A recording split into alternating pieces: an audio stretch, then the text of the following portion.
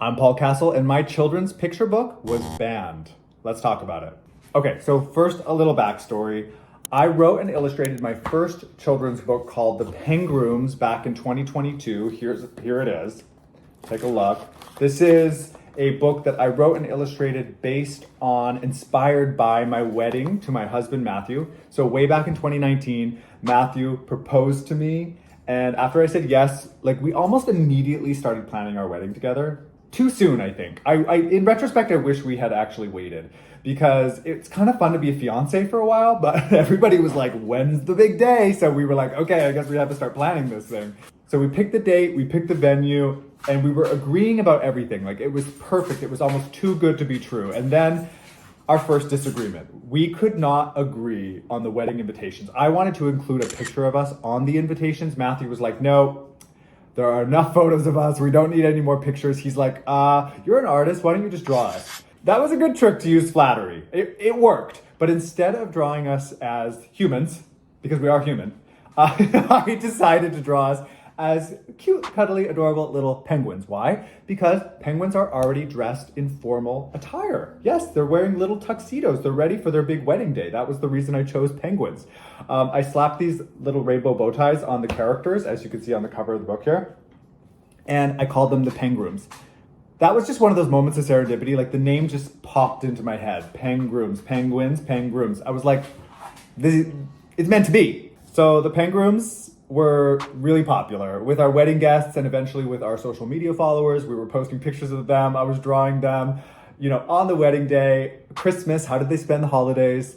The honeymoon. And then when the pandemic hit, I drew them. What were they doing during the lockdown? So I drew all these little scenarios. And on our wedding day, December 15, 2019, the Pengrooms actually appeared on our wedding cake. My cousin created these two ceramic versions of the characters and we put them on our cake. So this was a major theme at this point. So then, as I said, lockdown happens. 2020, Matthew and I were married, now we're locked up together. And, both of our careers sort of ground to a halt. I was previously showing my art in public spaces. Matthew was performing his violin in public spaces, and sort of that all ended. So we were just now at home, what do we do? That's when Matthew said, you should pursue your lifelong dream of writing and illustrating a children's book. And I was like, yes, absolutely. This is the perfect time to do it. We have all this extra time. But I said, well, what's it going to be about? And he looked at me like, you're kidding, right? Obviously, the Pengrooms. So I got to work writing that very day. I started sketching stuff out. I wrote a first draft. We kind of worked on it together, sketched out all the pictures on my tablet. And I thought, okay, well, what's the next step? Publishing it. So we turned to our fan base and we kickstarted it on Kickstarter.com. Fully funded. We printed the books and this is how they turned out, as I've shown you. It's a beautiful hardcover. I'll never forget receiving. Yeah, I smelled it. As soon as the books arrived, I smelled my books because that new book smell. And it was just an incredible moment for me to finally have my story in a book. It's something I'm just so proud of. It's about these penguins who deliver wedding cakes to different weddings. But the story itself is about all the little hijinks that the characters get into and how they work as a team. And at the end of the story, they actually have their own big wedding day that everybody attends. I knew immediately that I wanted to tell the next chapter in that story. There had to be a follow-up. Now that Pringle and Finn were married, what were they going to do next? So I immediately got to work on the sequel, which I called The Secret Ingredient. And this is a book in which Pringle and Finn pursue their goal of becoming parents. But first, they're delivering birthday cakes to different kinds of families. So the birthday parties that they end up at, for example, here's the sloth birthday party. As you can see here, there's two sloths. They're slow dancing upside down, and they're two dads, seagulls, two moms. So this book came out November 2023, so the end of last year. And this one was doing super well, so much so that Barnes and Noble reached out asking me if I wanted my book in their store, both of them actually, both books in one of their store locations, where they also invited me to do a special read aloud and a book signing and a Q&A. I was like, what is even happening? I mean, I am a self-published indie author illustrator of children's books, and now Barnes and Noble is reaching out to me. I was like this. I was like, I don't even know what to say.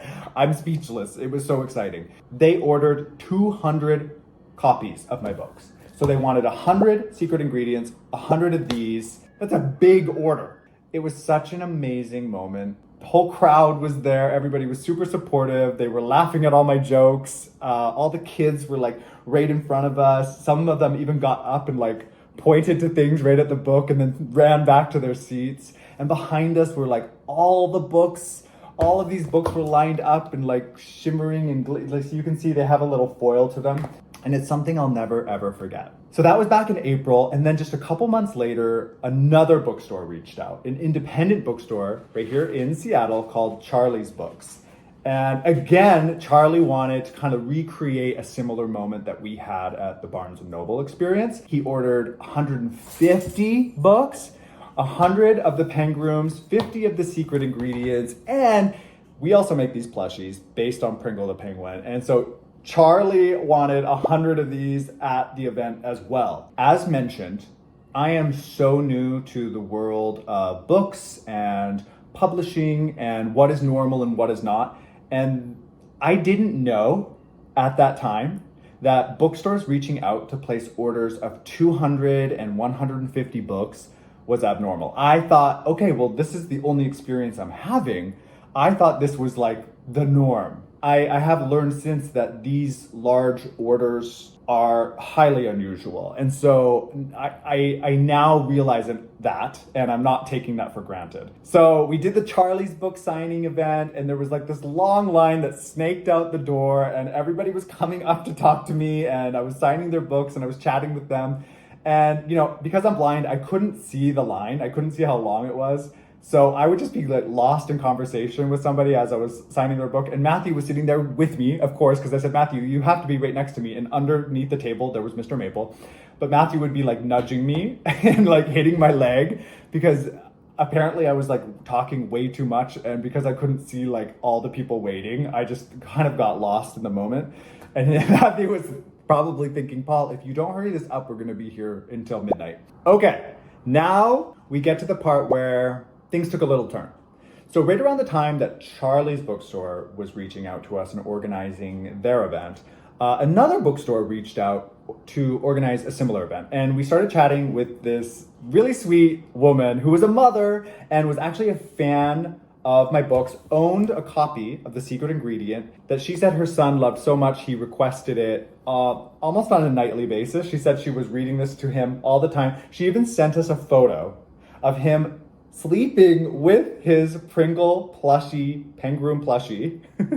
And that again is just one of those surreal mind-bending moments. I'm just like, my heart is so full. So this bookstore, they wanted 100 copies of just The Secret Ingredient and 100 of the Pengroom plushies that they were going to turn into a display in their shop ahead of my arrival. And I was going to do the book signing, the reading, the Q&A, the whole thing. So we packed up those things and we shipped them off to the store ahead of time, just as we had done for Barnes & Noble and Charlie's Books. A few days went by and I checked the tracking number to see if the boxes had arrived, and they had. Then a few more days went by and I heard nothing. And I thought, okay, they're busy, whatever, I'll just wait to hear from them. After about a week, I decided to reach out just to say, hey, did the boxes arrive in one piece? Is everything okay? Finally, 4 days after sending out that email, I received an email from a different employee at the bookstore, somebody who I'd never heard from before, I had no contact with. We were only talking to the one person, the fan that had reached out initially. And this email was very different. It felt very different. It was lacking the warmth of the interactions I'd had before. And that was the email that I shared publicly in a video that later went viral. My screen reader was reading the email to me. And as many of you saw, I was reacting to that in real time. The email said, I'm writing with some unfortunate news. It seems that the person who placed the order for your books, that other employee, was not entirely up to speed on our policies, and we're returning the books to you. So obviously I called the store and asked to speak to my original contact. And that's when I was told that she no longer worked for the company. Another shock. I asked, where did she go? Did she leave? Like, she was organizing this whole event with us, and she declined to answer. Then I pressed her on the policies because I really wanted to understand and maybe just squelch my suspicion about what these so-called policies were. And that is when she said to me, the message of the book doesn't align with the bookstore. This book message here is really just about love, creativity, courage, patience. It's just a celebration of families. And the only thing that I suspect was the so-called message that didn't align would have been the inclusion of different types of families, families with two moms and families with two dads. It's really the only thing the book contains that a certain subset of people would find objectionable. But I have long been a believer in making lemonade from lemons. This is how I've always lived my life. I was told that I was going blind at age 16, and I had a dream of being a visual storyteller. I knew as a teenager that you have to take life's blows and turn them into something that works for you. That is why I chose to immediately pivot and share the story of my book in the face of this discrimination and share it with people who I believe would really want the book. But before posting the video, I felt it was my responsibility to really do some research on what had just happened to me, because I didn't really understand what it all meant, what it all added up to, and ultimately what is defined as a banned book. And so I had to do a little deep dive. And so that's when I discovered the definition of what a book ban is. And in this country, books are banned all the time. But a lot of people think book banning really is only happening within school libraries and school reading lists. The definition is quite a bit broader than that, and it includes private individuals removing books from bookstore shelves because of an objection to the content or the material of the book. This is what had just happened to me. You may think that book banning means a book is no longer available, and of course that isn't true. A lot of you probably know that the Bible is banned in a lot of places. Harry Potter is banned. It's on a lot of banned lists, in fact. The Grapes of Wrath is banned. Why are bookstore bannings so much more pernicious and underreported? Simple, because bookstores are privately owned entities.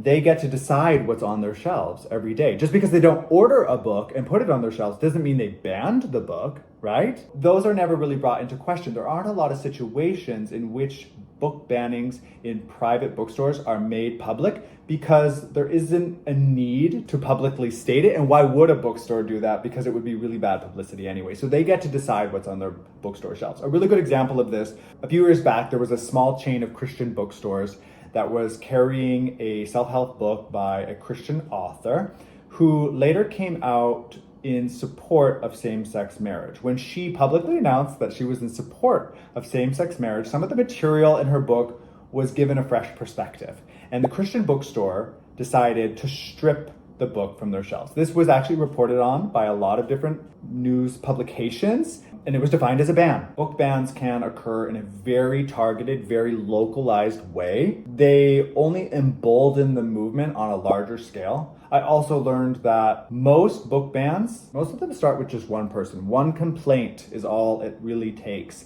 And these things can gain momentum and really get out of control. So why did we want to use our platform to share this story without naming and shaming the bookstore? Well, when you have a platform as large as ours is, you have to be very careful about that kind of thing.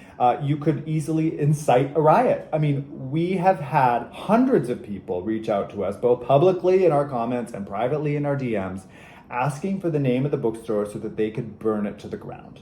You know, just because I don't agree with the store's policies does not mean I want the bookstore to burn to the ground or for people to perish, because it is their legal right to carry whatever book they want, just as it is my right to create these stories and share them with the audience who who also wants them. So this is where the story takes a really big and wonderful turn, because after sharing that video online, it got millions and millions of views, and almost instantly we sold the 100 books that had been returned. In addition, we sold completely out of our stock. We had no books left. So we launched a pre-sale for the next shipment coming later this summer. And within, I think, just 2 days, we also sold out of that entire shipment that's already on its way. It was such an overwhelming, tremendous, incredible, heartwarming response. I went from actual tears of sadness to tears of joy within just hours. It just filled my heart. It really restored just any feelings that I had lost over this, any negative emotions that I was experiencing because of the events which transpired. They almost immediately evaporated. It was just so uplifting. I also want to share with you that since this story went viral, many bookstores have reached out wanting to carry the book. So we're getting the book out to, I think, dozens of bookstores all over the United States, and there will be more author events, signing events. There have been overseas publishers that want to translate the book in different languages and get them into the hands of people all over the world, which is just mind-blowing. I do want to share something rather unfortunate that did happen during all of this, okay? And this is a really important note.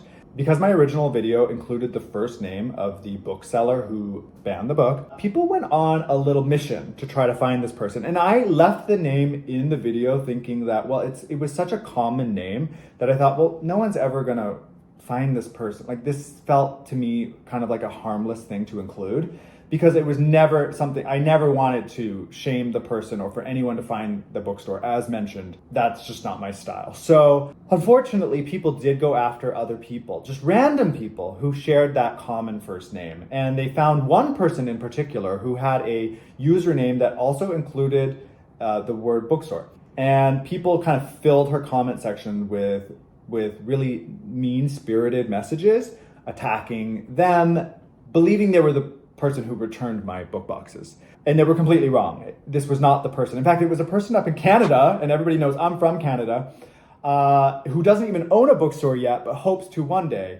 And I was just so horrified to see this whole thing unravel. As soon as she reached out to me to let me know about this, we made a public video asking people to stop doing this and to support this person instead. And she's since received thousands and thousands of new followers and filled her comment section with love. And she and I have been talking privately. She actually wants to order the book and make it part of her book club. In her future bookstore, she wants to carry both of the books. But interestingly, it was just an example of how out of hand things can get when somebody even has a morsel, a crumb of a clue. Confirming for me that were this bookstore's name to actually get out there, it would be extremely dangerous. And again, that is just not something I want to see happen. So I really appreciate everybody who's been so respectful of my decision not to name the store in question, instead using this as an opportunity to spread awareness, to talk about the fact that censorship and banning on very localized levels does indeed exist, and to familiarize people with what their rights really are in these situations, but also to encourage people to share their stories of inclusivity and find the right places to share those stories, because our numbers will outgrow theirs over time. And those bookstores and those beliefs will likely shrink smaller and smaller and smaller until they don't exist anymore. They will go out of business just because the attention isn't there anymore. And lastly, I just have to thank all of you, every single person who has supported me on this journey. It's been a wild ride.